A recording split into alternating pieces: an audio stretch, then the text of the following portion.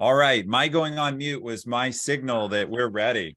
So welcome everyone. Thank you so much for being here. I'm Ethan Evans. I'm going to be your host today for the first part of this presentation, where we give you an update on what KDU and URI have achieved together. All of you who are here are friends and family of this effort. You've been integral to making it happen, and we could not have done this without you. I want to open with some quick housekeeping notes. First, as I said, you're all friends and supporters. We're going to try and keep this to 30 minutes. We'll stay after to answer questions for those who have more time and want to remain. If you do want to ask a question, please use the chat function or raise your hand, and we'll take those questions as we can at the end. This meeting is being recorded. If you weren't here when that announcement went out, I want you to know it was recorded, and it will be distributed to those who can't make it. So for those of you who are watching this after, thank you for taking the time to do that, and we really appreciate your support. We'll also share a PDF of the slides for those who just want to read through it or send it to others. And those slides will have the donation links for anyone who's able to continue supporting the great work we'll discuss here today. Finally, please stay on mute unless you're speaking. We have over 50 people here today, now over 60, and we need to keep the meeting moving. So if you're not on mute, please stay on mute. Feel free to have your video on so that we can see you. All right. So I thought all of you would want to see our origin story. How did this great effort begin? What happened? Well, in the beginning, Chrissy and Amy were helping their friends in Ukraine and in Poland, and Amy texted Matt. Now, for those of you who know the illustrious Matt McKissick, he has been known to say that if you're sufficiently creative, Istanbul is on the way to anywhere you're going. Well, what he discovered, and what we've all discovered together, is that now Krakow is also on the way to anywhere you're going. And so what happened? Well, Matt responded to this, and a team began to form. And Amy and Matt went to Krakow, where they were joined by a new teammate, COVID. And that's Matt's COVID test, where he came up positive. Amy fled to London, trying to avoid COVID, unfortunately, unsuccessfully, but you can see she's alive and well now. Matt convalesced in his 4-star hotel room for a week, and I went to join him. And when he got out of COVID jail, we began together, followed by Cindy, to try to find how we could be helpful and how we could contribute to this effort. And we met many amazing people in Poland, throughout Poland, who were helping, and many Ukrainian refugees. But then through a connection from Amy's friend Ola to Lucy, who's here with us from the team, we met this most incredible team of highly dedicated, capable, ambitious people who were already hosting refugee families in their homes and doing an incredible amount of work with no real resources or support. And we realized that if we put our resources with this incredible team and set them free to focus on the work, they could make magic, and now they have. And so our point here today is going to be to show you that magic. This is a photo of our team's first meeting together on a cold day in March in a cafe.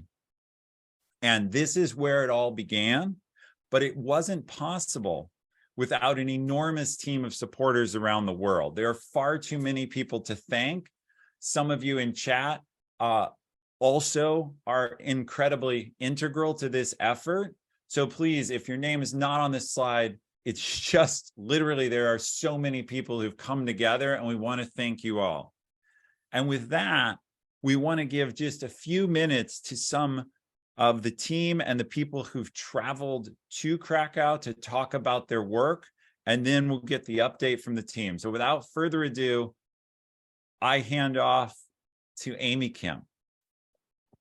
Hi, everyone. Thank you all so much for coming. And I'm being kept to a minute. So I found myself helping people in Ukraine and Poland that had actually worked with me back in 2012 on day 2 of the crisis.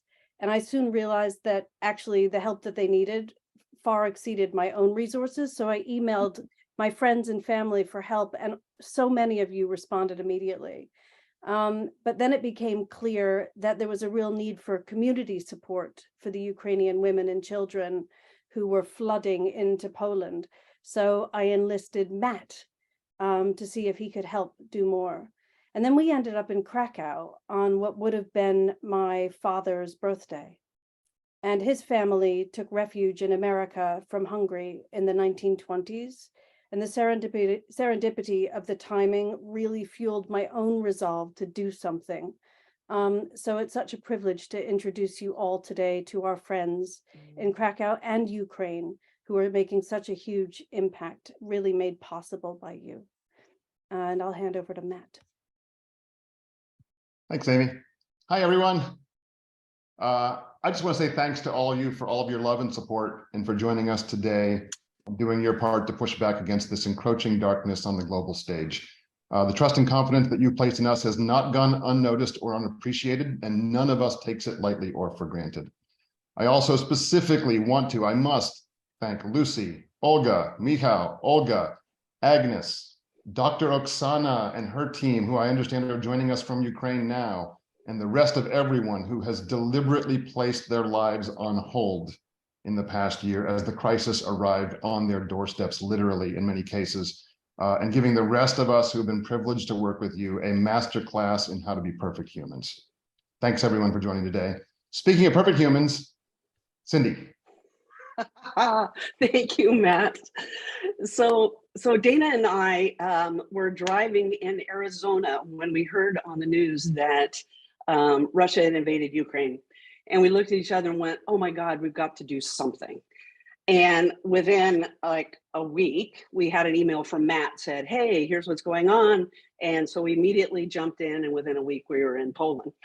And the people that we met, KDU heroes, heroines, courageous people from Ukraine, like we knew we'd made the right decision as soon as we met everybody and saw how dedicated and committed and kind everybody is. And so, so I'm really happy that you all are on the call today. Thank you for trusting us with your money without even knowing what we were all going to do with it. But I thank you for that. And with that, I'll turn it over to another amazing human being. Piper, you're up. Hi, everybody. Thanks so much for being here. I saw on social media in March that Matt was potentially looking for volunteers to go to Krakow. So early April, my daughter and I went over and just really wrapped our hearts around the enormity of the task at hand that our Polish friends had taken on, like nothing we'd ever seen before. So we returned in May, my son and I, and were able to help in Krakow and in Ukraine, and then returned again in July, my friend Megan and I, to help in Ukraine and Krakow. And I was able to make one more trip here a few weeks ago. I just, this group of people, this mission at hand is so special. And I just appreciate everyone's support. So I'm going to continue the trend here and hand it over to Andy. Hello, everybody. So I'm Andy Sokolski. My son William and I had the opportunity to travel to Krakow in September. And so we might have been the last in to come visit and experience everybody. But we were so moved by our interactions and our meeting, our friends in Poland and the many Ukrainians that they're servicing.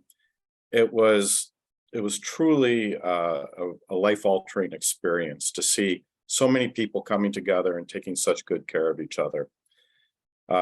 We wish we could stay and we wish we could do more, and I'm sure we share those same feelings with everybody on the call.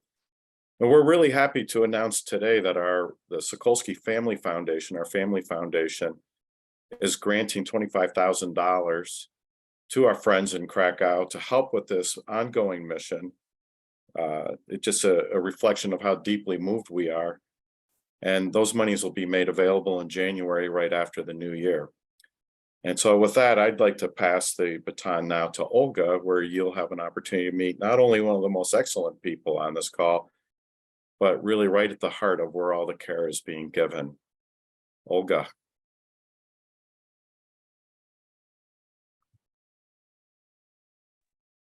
Thanks, Andy. It's hard to start right now after what you just said. So thank you for that as well. So I was planning to finish with that, but I feel like I actually have to start with what I intended to end with. Because what I want to say, actually, it's we are so grateful for all of you to be a part of this, and the money that you're sending to us, it's nothing would have happened without it. But you know, the fact that you're all there, and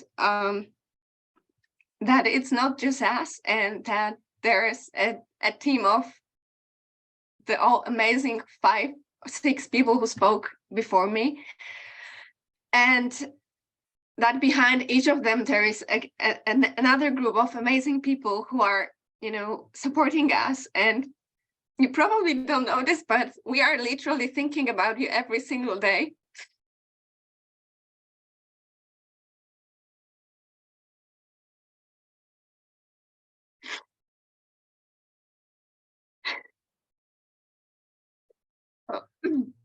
So we have a saying here that a meeting without tears is a wasted meeting. So just yeah. Yeah, well, I didn't prepare for this call because I thought it's not worth it, because I knew that it's not going to go according to any plan. So and it actually happened. So let me just share my screen with you.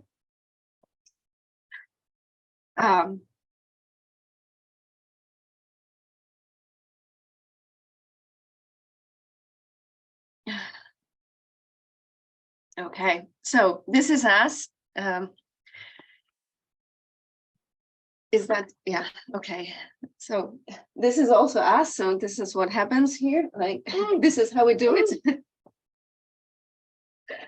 Mama. Helenka, jesteśmy, wiesz, na spotkanie i potrzebujemy jeszcze chwilę być, okej? Mama.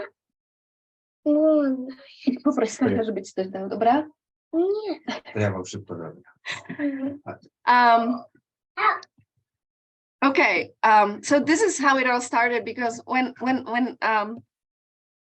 you've seen the first picture from the cafe where we met URI team, so the 4 amazing people who spoke before me, that's week 4. Before that, actually we didn't know each other very well, or sometimes in some cases at all. And for us, it started separately for everyone.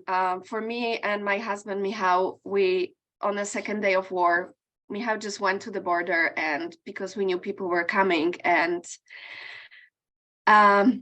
he came back with Lena, who will speak in a minute, who also is a family now. And for others in our group, for Lucy, for Olga, they very quickly started to react as well. And we are just basically a group of neighbors. And this is how it started. It started with a very quickly growing group on Facebook of people who wanted to exchange information, to be able to, you know, respond to what was happening. And what was happening, actually, it's not possible to describe in any way. just briefly. But, you know, fair to say that after 2 or 3 weeks, we had a database of available accommodations, and these were, you know, spare rooms in our apartments. We emptied our kids' room, and that's what all other people have done. And at a peak point, we had over 250 people who were living in our neighborhood, in the apartments of our friends and neighbors. And once we started to do that, we wanted to become better organized. So we came up with the idea of setting up a foundation so we can be more efficient. And that happened just before we met with the URI team. And due to the amazing help of, and again, it was not only about the fact that that Ethan and Matt and Amy, who was behind all of it from the very beginning, that they came and they offered that they can support our efforts financially. But the questions that you have asked us back then, all the guidance that we got from you, it really helped us to organize in a way that it wouldn't be possible without you. And very soon, once we came up with this napkin idea of creating a community center, 2 days later, Amy called saying that the Luminescence Foundation would like to support this idea. And 2 weeks later or 3 weeks later, I don't even remember, Cindy and Dana came and we started working with it. And another few weeks later, we kicked off the community center. Then we met some more amazing people here in Krakow, and we helped them open psychotherapy center that is still operating, and we cooperate with them. And then we met even more amazing people from Ukraine, and it was just before the holidays, and we knew that we're gonna need some activities for the teenagers. So we opened another community center that was serving the children and teenagers. And here we are 7 months later, serving over 3,000 people who are coming to the community centers that, thanks to you, have been established and created. So just to give you an idea what happens there, I will just give you a few facts that probably most of you know, or some of you know from Facebook, and then I will let Lena, who is actually coordinating the community center, to tell you what it actually is, besides being a space where women can come to integrate, to learn languages, to get career advice, to leave their kids for a second, for a few hours, to, you know, just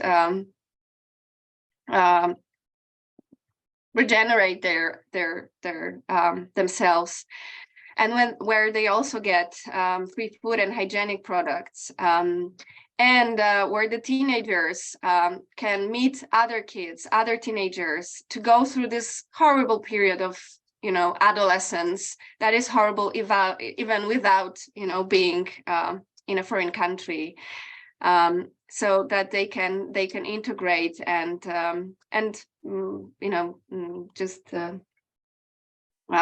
meet each other. So with this, I am handing over to Lena, and she will give you an insight into what it truly is that you have helped us create. Thank you, Olga. Hello, everyone. I am Lena, and I'm really glad to be present here, and it's a great honor for me to be at this meeting. And of course, I want to start my speech with the words of great thanks, because thanks to you, we Ukrainian women have an opportunity to come to this magic place. In this magic place, everyone can find something for themselves.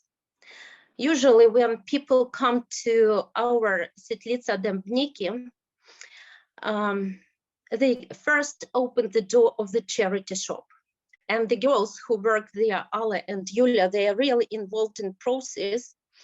And they help them not only to choose clothes and shoes for them and their children, not only to give some food supplies, not only to give hygiene products, but also what is very essential for us, they talk to them, they share their knowledge, their experience, and they share the information about our Svetlitsa, about the courses, about the workshops, about master classes, about the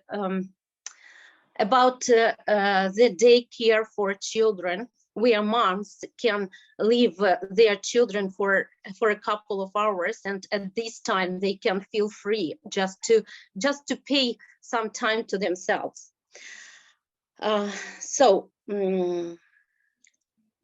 If you have a look at our schedule, of Svetlitsa Dembniki, you can see that we are quite busy from early morning up to the sunset. People who attend our language courses, workshops, master classes, they become friends. They become close to each other. And exactly these people make the atmosphere of our Svetlitsa Dembniki. For most of us, this place has become the second home. And people come here to talk, to spend time among those who share their emotions. Also, they understand that, for example, me and every person who comes to Svetlitsa, we are in very similar situations. What can I say? I can say that this is the place where we cook together, where we celebrate birthdays already, where we spend good time together and cry together, especially when we get such news from our relatives like it was yesterday. But what is more important, and the most important, we are really happy here. Thank you very much again and again. But it's not the end yet. Give me some minutes, please, because I want to say something very important. This is the place which has become an inseparable part of our lives. This is the place of our light. This is the place of our unity, the place of our power and spirit. Some women mention that if they didn't have such a place, they would give up and leave already. They would go back to Ukraine. In our Svetlitsa Dembniki, we have a special book. This is a book where people can leave their comments. I don't know, can you see it? This is really a special book for us, and I can tell you that there is no negative comments. There are no negative comments here. But if you let me, just one comment from this book, I'd like to recite. This is the comment of Svetlana with her 6-year-old son. Okay, can I? Yes. Svetlana with her 6-year-old son. I want to thank everyone who helped to create this place, because it has become a really warm place after all those horrors of the war. When your home has been taken away, your future is so unknown. The only that is left in your heart is despair. But when I joined the community, I got an incredible support and help. Sometimes people around me were morally stronger and braver and gave me a hand not to get discouraged, not to lose my heart. The women I met here in Svetlitsa have become my friends, and Poland itself doesn't seem to be a foreign country for me anymore. I don't think that we will have enough words to express our gratefulness to you. The whole life is not enough to say thank you. And of course, thanks to our Svetlitsa, thanks to Olga, Michal, Lucia, and Olga, thanks to all of you, we have become a real community. And when I say these words, when I'm saying these words, it always comes to my mind such a comparison. I don't know why, but when we came here, everyone was a separate twig. But now we are a broom. Thank you very much. Thank you very much.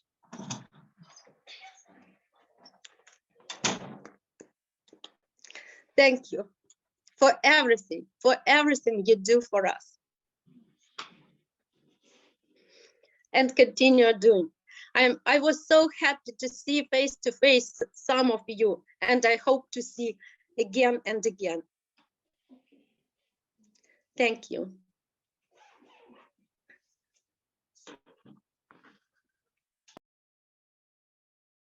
I'm glad it's not my turn now, so I will just reshare the screen so that you can also hear about the work that we do outside of Poland, directly in Ukraine.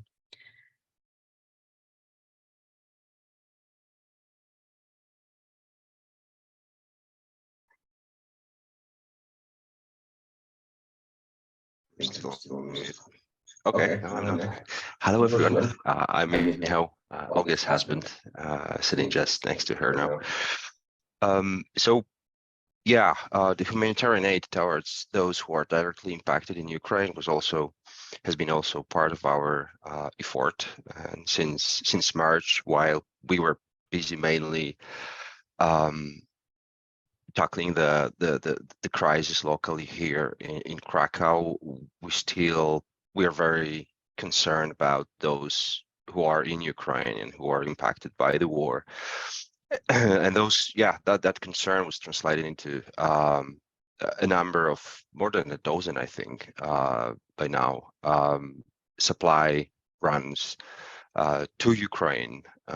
We've been supporting mainly two places, two organizations. One of them, the Falcon, established by Dr. Oksana Mironenko, who's on the call with us, and together with Masha, one of her team members. So if you would like to learn more about their project, you will have a chance to ask questions at the end of the call.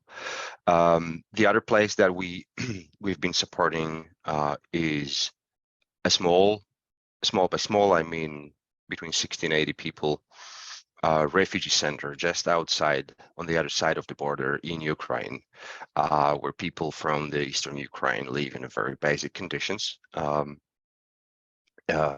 we also did a number of supplies there, including food, shoes, but also sanitary things like bathroom or water purification system, for example.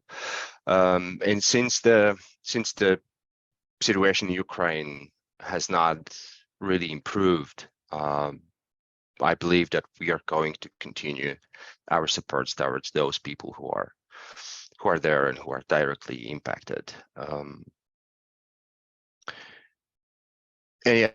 then at this point, from here, I would like to thank all those of you who trusted and joined me on those runs, especially Piper Van Oord, our veteran volunteer who went with me there a number of times, 4, I think, and Megan Ulrich, who is the rock solid volunteer and who went with us twice, or actually 3 times, I think, and who still keeps helping from the other side of the ocean.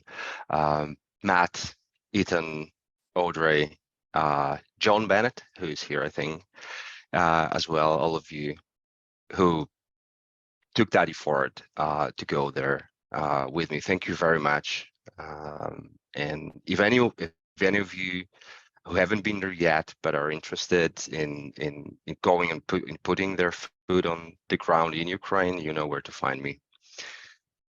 So I hope to hear from you. Thanks.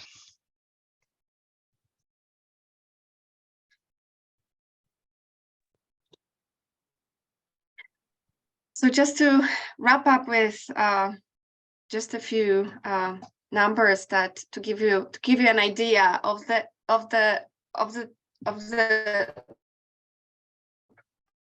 unimaginable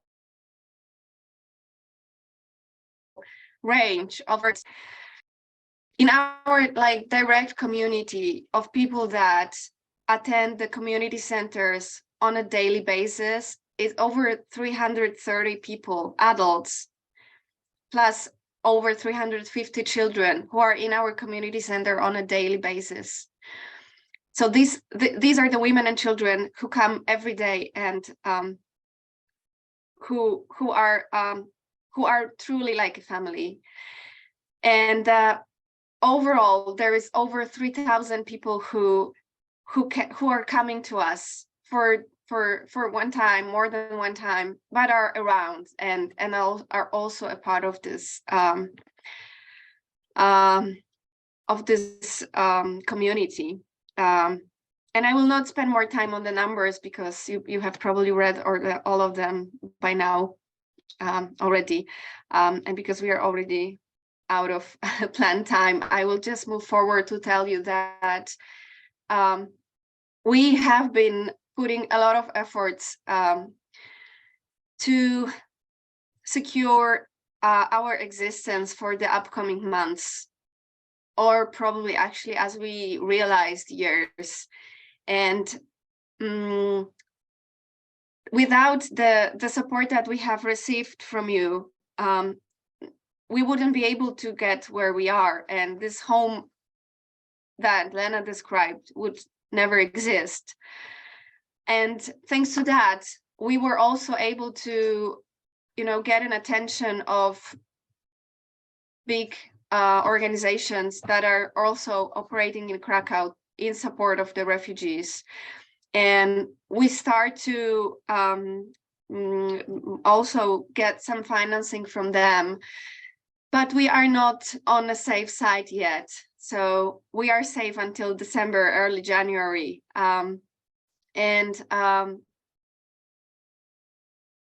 Having an opportunity to start without worrying about, the resources from the very beginning gave us a lot of flexibility. And also the flexibility that comes with the private sponsors, with private money, that we don't have to report very exactly, which is actually the case with all other types of grants that have a lot of limitations. That is why, of course, we won't be able to continue without funds. But as I said at the beginning, what I also think we will not be able to continue is knowing that there are people across the ocean that are having us in their hearts, us meaning us in Krakow, all of us, our team, Ukrainian women and children. And I will just say at the end that if you ever doubt if this effort is worth it, a face of a single woman who comes to the center for the very first time and is frozen and is scared and is terrified, and then after a few days or weeks, you meet her again and she's a different person. There's nothing more rewarding than that. So if you ever have any doubts whether this effort is worth it, you just really need to come here and just meet one woman whose life each of you individually have changed. So thank you for that. And I'd like to hand it back to Ethan. Missing some slides on the way.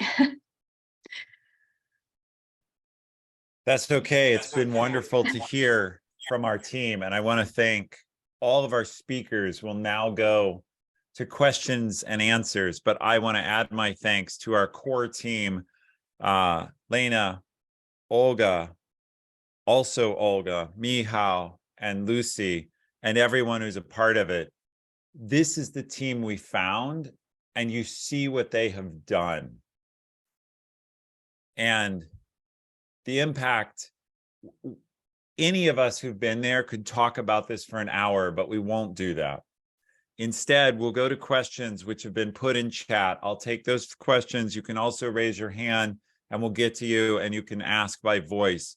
But I'd first actually like to call on our super volunteer, Piper Van Ord, to answer a question that was asked and then to ask her own. So Piper, if you can come off mute, a question that was asked earlier is, besides donating money, what can people do? If you have time and not money, or heart and not money, or in addition to money, Piper, you more than anyone, can you share what someone should do? Sure. I mean, we have a small team of volunteers here in Warren for URI, for Ukraine Relief Initiative, that works sort of behind the scenes. If you'd like to help in that way, if you don't, if you can't donate monetarily, you can certainly jump in on that effort. There have been a number of different ways that folks have been able to, collecting winter clothing, coats, all of those things, to fill suitcases to head over, even though they're not going. There are a number of ways. If you want to reach out directly to me, by all means, I'm happy to discuss those further. Does that sort of answer? Another way that's just very helpful, we've found, is to, have these conversations, keeping this effort and these folks that are, right there in the thick of it, our Polish friends, our Ukrainian friends, having conversations with neighbors and family members, can sort of lead to other folks that may be able to help in these other ways. So keeping the conversation going is another great way to help. Yeah. So Piper, you also had a question you wanted to ask. That was the next question that showed up in chat. Do you want to go ahead? Yeah, I was just wondering if we could maybe hear from Dr. Oksana or Masha on how things are going in Ivano-Frankivsk and sort of their mission and at the Falcon.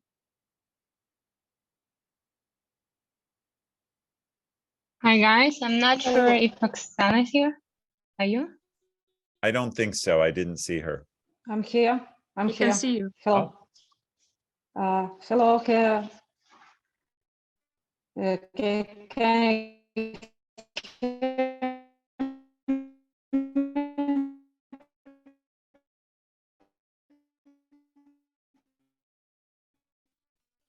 Oksana, I think you're breaking up. Maybe May Masha. I try? Yeah, go Can ahead. you hear me better, guys? Yes, we can hear you well, Masha. Go ahead. Oh, that's awesome. So I'm Masha from Ukraine, from Nash Sokol Foundation. Hello. Hi, everybody. I'm sorry. I think Oksana right now have very poor connection. We all do, because in houses we don't have like Hello. mobile connection and electricity and stuff like that for now. Do you hear me? Very poorly. Oksana? Hold on.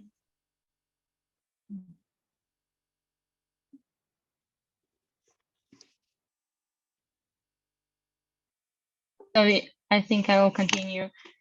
So I actually shocked with the amount of people that here that support us. I'm shocked to see all of you guys. I miss all of you that already been in Ukraine and been such a huge support for us. You should know that even if we don't have lights in our house, you are our lights, and you guys helping I us hear to you, but go. you don't. I'm here. I hear you, but I don't know. Do you hear me? Right now, yeah.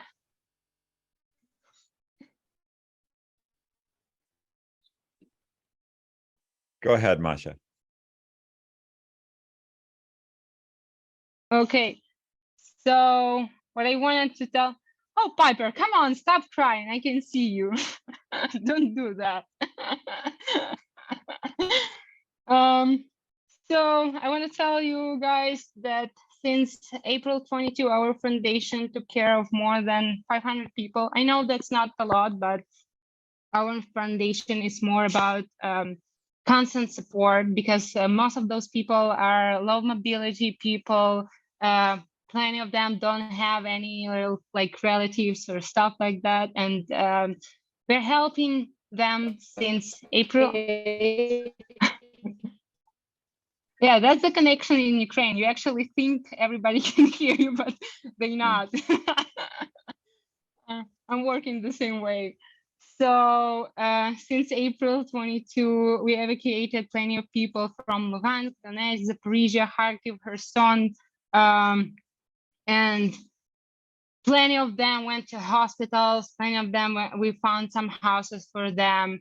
Plenty of them went to territorial centers, and we need, we constantly support them. And we would do actually nothing if people like you guys would not actually help us to do that stuff, because you cannot imagine our faces when we talk with Michal, for example, that we don't have diapers, we don't have wheelchairs, we don't have walkers, and very next week he's like bringing us the whole one of everything, and everybody around, like neighbors, what's that? How is that possible? Are they like have something like some magic that's working?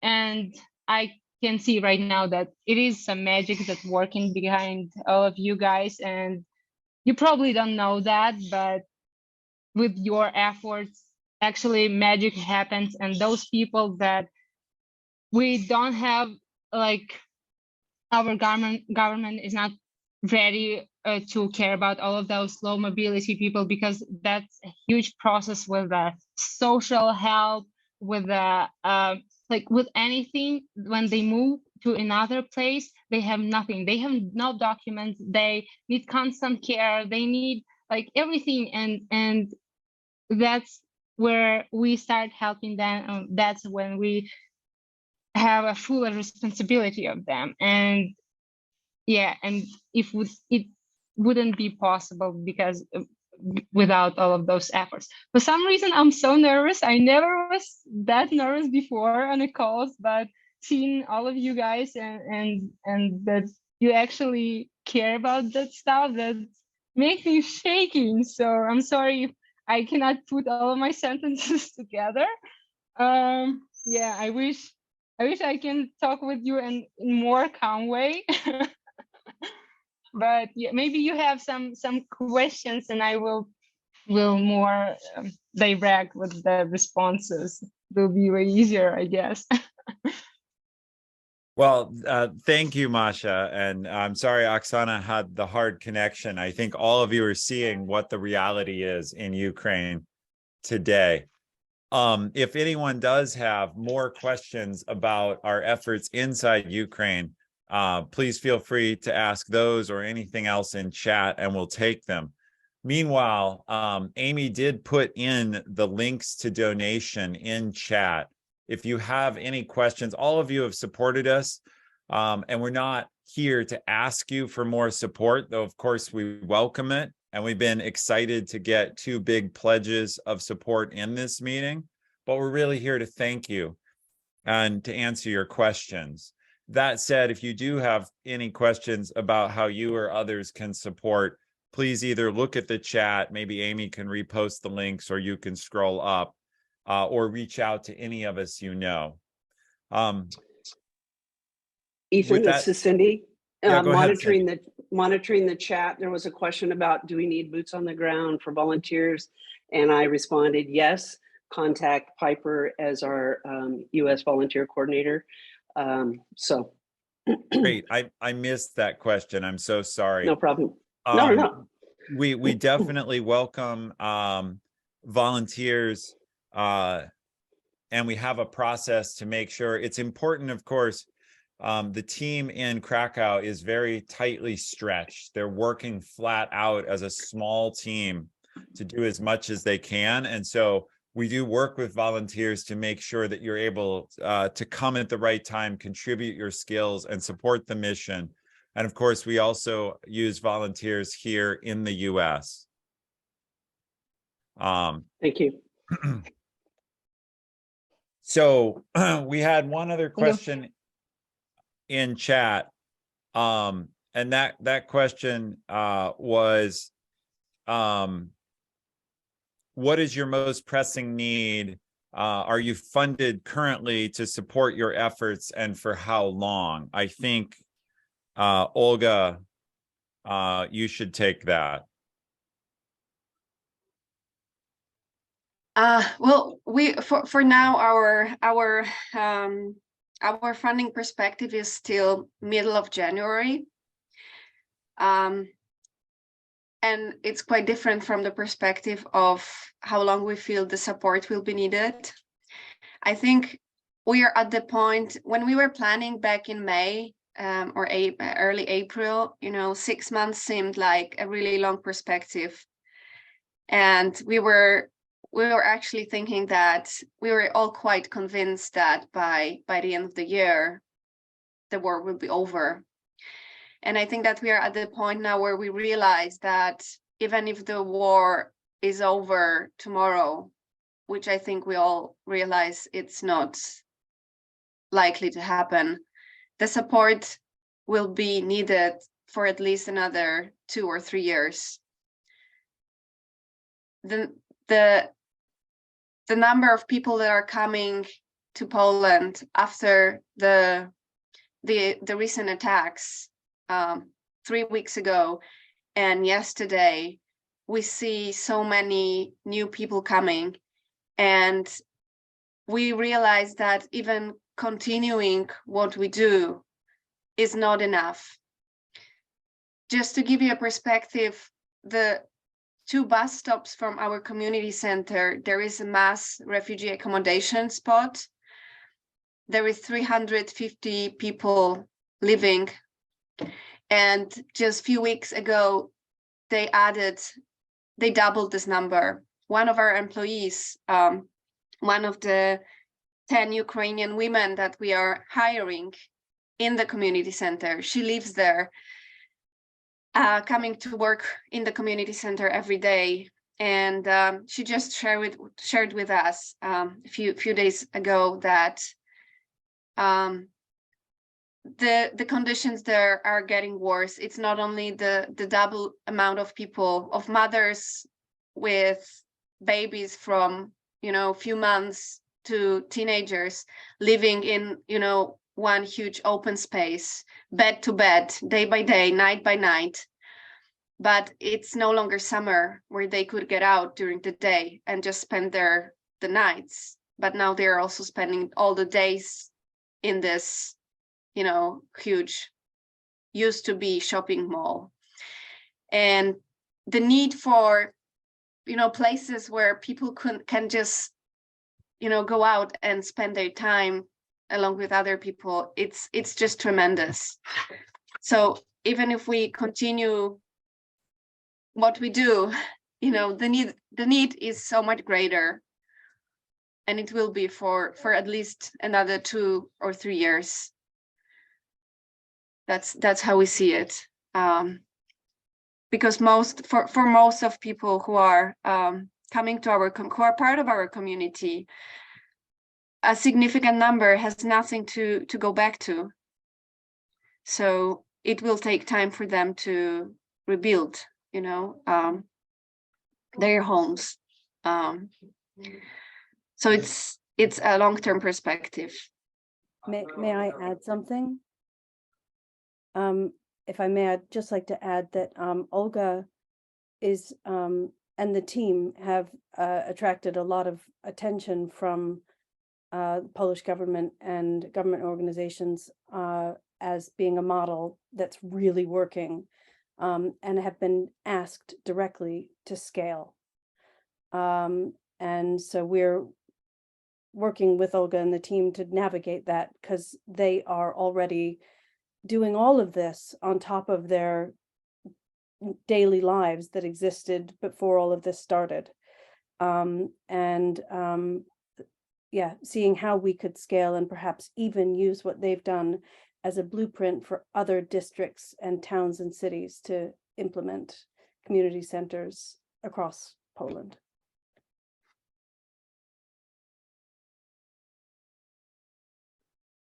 All right. So I don't think I've missed any other questions. For those of you not following the chat, it's currently to the point of the change in weather. It's currently 40 degrees Fahrenheit and raining in Krakow, but expected to drop below freezing for the next week with snow. And that's pushing the refugees inside into these crowded conditions. Our community center offers one warm escape to get out. So I think we're approaching an hour. Thank you all so much for being here. We will share a recording of this you can pass on to others, as well as a PDF of the slides. We encourage you to share the word, just so that people can see what great work is happening and what has been accomplished. And we appreciate you all coming and being here and spending, wherever you are, your morning, your afternoon, or your evening with us.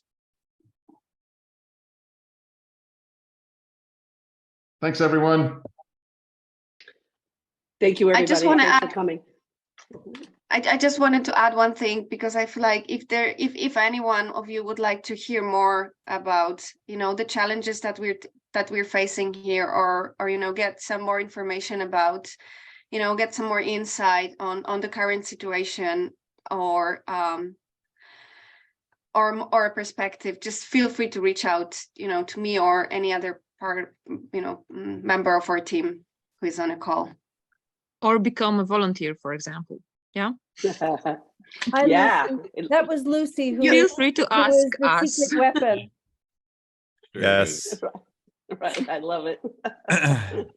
The whole KDU team that's behind the scenes has been watching and listening, and the four of them together are just such a powerhouse. You can't. I and Matt and Cindy were all returning to Poland in early December for a meeting to talk about how to sustain the foundation and scale it and keep it running into the need for the future years. We'll all be there right after Thanksgiving. And I have to tell you, seeing these people, I don't cry on screen much, and I'm going to try not to now, but seeing my friends there, it has changed my life.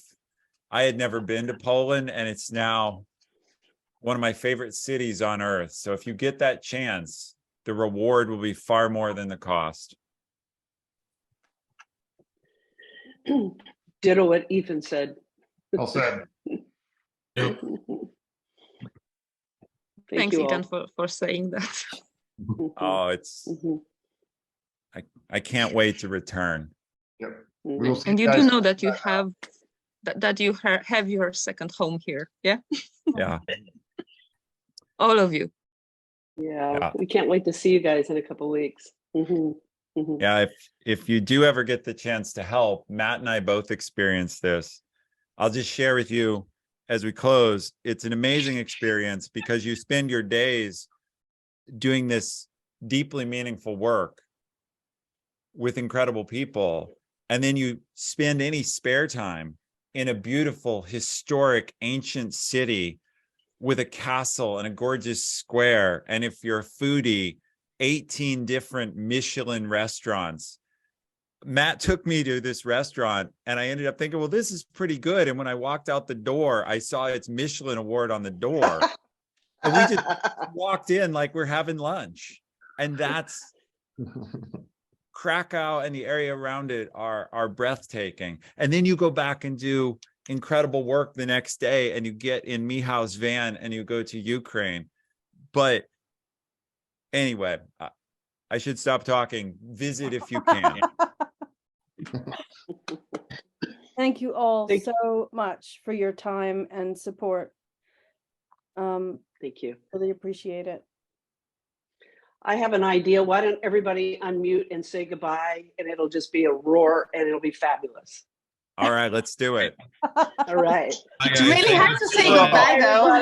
Thank you, guys. Bye. Until next time. It was good to see you. Bye. Thank you. Bye. Thank you for everything. Bye. Bye. Thank you. Bye. Bye bye. Bye. Hi, Mom. It was